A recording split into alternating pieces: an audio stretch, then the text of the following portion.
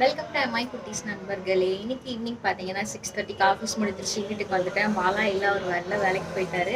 So இன்னைக்கு evening நான் தான் வந்து சமைக்க போகிறேன். என்னது பருப்பு இல்லாத சாம்பார் வைக்க போகிறேன். ஸோ பசங்க வந்து டிவி பார்த்துட்டு இருக்காங்க. இதை மட்டும் வச்சுட்டு நான் போய் அப்புறம் அவங்களுக்கு ஹோம்ஒர்க் சொல்லி கொடுக்கலான்ட்டு இருக்கேன். அவங்க அப்பா வந்து அப்புறம் தோசையோ இட்லியோ அவர் ஊற்றி கொடுத்துருவாரு.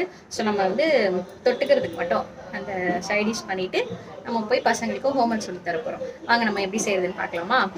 இப்போ நான் என்ன பண்ணியிருக்கேன்னு பார்த்தீங்கன்னா, குக்கரில் வந்து பச்சை மிளகா, தக்காளி, வெங்காயம் போட்டிருக்கேன். இப்போ வந்து நம்ம பெருங்காயத்தூள் போடலாம். கொஞ்சம் பெருங்காயத்தூள், மஞ்சள் தூள் சேர்த்துட்டு தண்ணி கொஞ்சம் மிக்ஸ் பண்ணிக்கலாம். தண்ணி மிக்ஸ் பண்ணிவிட்டு உப்பு கொஞ்சம் போட்டுக்கலாம். அவ்வளோதான். கொஞ்சம் தண்ணி மிக்ஸ் பண்ணி மூடி வச்சுக்கலாம். குக்கரில் வந்து ஒரு 4 விசில் இல்லை 5 விசில் விடுவோம். ஸோ குக்கர் வந்து பற்ற வச்சாச்சு. எவ்வளோ சாமா இருக்குன்னு இதை நம்ம தேய்ச்சிடுவோம். குக்கர் வந்து விசில் வந்துருக்கு. 2வது விசில் இன்னும் ஒரு 3 விசில் வரட்டும். சரிங்களா? அதுக்கு அப்படியே நம்ம பாத்திரம் பார்த்தீங்கன்னா கொஞ்சம் கழுவிட்டு இன்னும் கொஞ்சம் தான் இருக்குது. இதையும் ஃபினிஷ் பண்ணிடுவோம். முக்கியமான வேலை இந்த லஞ்ச் பாக்ஸ் எடுத்து கழுவுறது. பருப்பு இல்லாமல் சாம்பார் வைக்கிறதுக்கு வெங்காயம் தக்காளிலாம் போட்டு குக்கரில் வந்து 4-5 விசில் வந்தோடனே இறக்கிட்டோம். 6 விசில் வந்தோடனே எடுத்தாச்சு. நெக்ஸ்ட் வந்து லஞ்ச் பாக்ஸும் கழுவியாச்சு.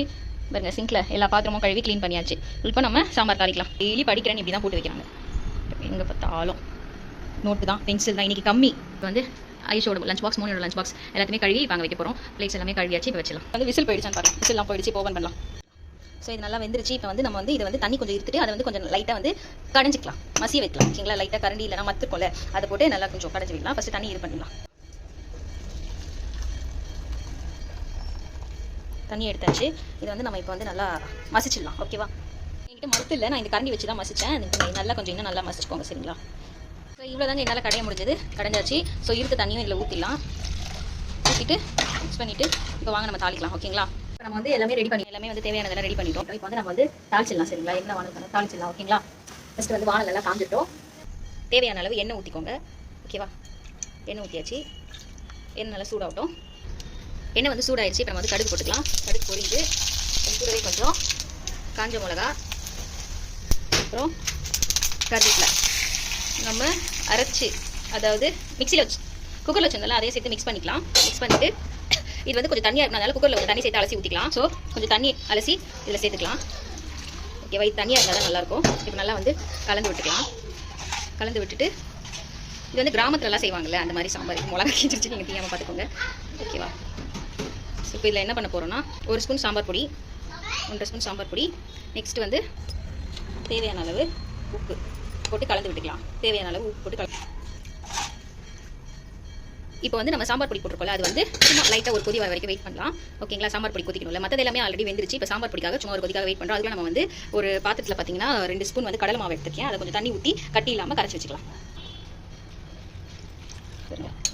ஓகேவா? வந்து இப்போ ஒரு கொதி வந்த உடனே இதில் வந்து நம்ம கரைச்சி வச்சிருக்க அந்த கடலை மாவை ஊற்றிடலாம். என்ன கொதிக்கல.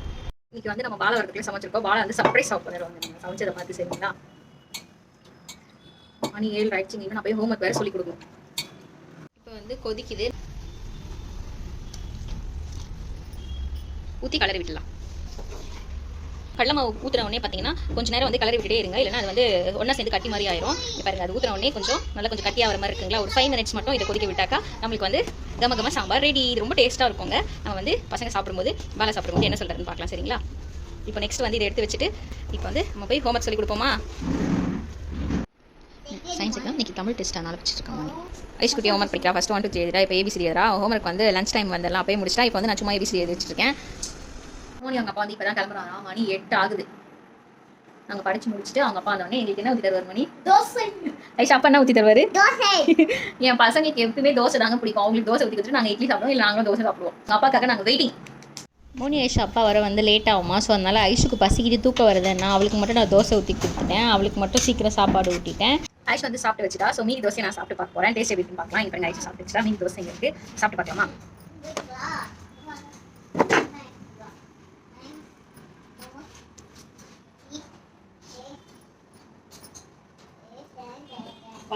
செம்மையா இருக்கு.